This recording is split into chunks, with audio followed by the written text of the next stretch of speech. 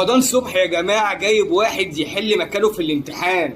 اتفق مع واحد قال له انا مش مذاكر اي حاجه، تعالى ذاكر انت وخد الكتب بتاعت المعهد اهيت وخد الملازم، ولو انت جاوبت صح وانا نجحت يا عم ليك مكافاه عندي. قال له طب ما في عربون؟ قال له اه كمان في عربون. والواد قال لا رمضان صبحي مديني فلوس.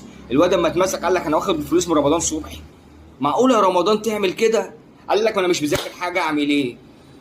لقينا رمضان صبحي راجع من تركيا اتقبض عليه في المطار. خير يا جماعه؟ رمضان صبحي يعني بيلعب في بيراميدز، ليه قبضتوا عليه يا جماعه؟ في ايه؟ قال لك يا عم ده عليه قضيه. عليه قضيه؟ متاكدين؟ قال لك اه يا عم. تخيلوا ان هو بيدرس في معهد سياحه وللاسف يعني هو مش مذاكر حاجه وخايف يسقط، فجايب واحد قال له تعالى ذاكر انت وخش حل مكاني في الامتحان. الواد وهو داخل المعهد اللي سهل له الدخول موظف الامن رمضان صبحي كان ايه مسيستم معاه ومظبط معاه. قال له الجثه دي هتجيلك عديها عشان يخش يمتحن مكاني. طب الفلوس يا باشا؟ قال له وانت كمان خد. ما فلوس بقى من بيراميدز وبتاع ودولارات مش تعبانين فيها. المهم فدخل الواد بيحل، فالمراقب جه شك فيه. قال له انت سنك كبير على المعهد، انت عندك كام سنه وكده؟ الواد اتلجلج قال له وريني الكارنيه بتاعك. الواد على الابيض معهوش كارنيهات. طب كنت الكارنيه بتاعك وحط شورتك وماتش الدنيا واي حاجه يا رمضان. المهم الواد قال له انا معيش كارنيه. طب جاي بتعمل ايه؟ جاي مثلا معاك كارت ايه ولا ايه؟ قال له معيش حاجه خالص. فاتصلوا بالشرطه وبتاع، جم خدوا الواد. اكتشف بعد كده ان الواد اساسا مش في المعهد، ورمضان صبحي متفق معاه ومديله فلوس وقال له كمان لو نجحت ليك زيهم.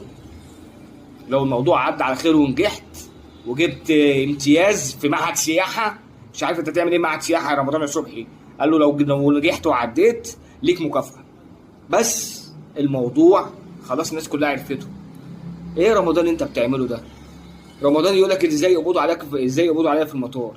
ازاي يا ابني؟ ما النيابه بعتت لك استدعاء وانت ما رحتش. قال لك لا ما انا الاستدعاء جاي على السكن القديم وانا دلوقتي عديت وساكن في فيلا في كومباوند والحياه جميله. طب ما الحياه جميله انت طالما مش هتذاكر في معهد سنتين قدمت فيه ليه؟ قدمت فيه عشان تخلي واحد يخش يجاوب لك وانت تاخد الشهاده تعلقها على الحيطه تقول انا معايا معهد سنتين؟ يا عم حرام عليك، حرام عليك. وانت محتاج المعهد سنتين في ايه؟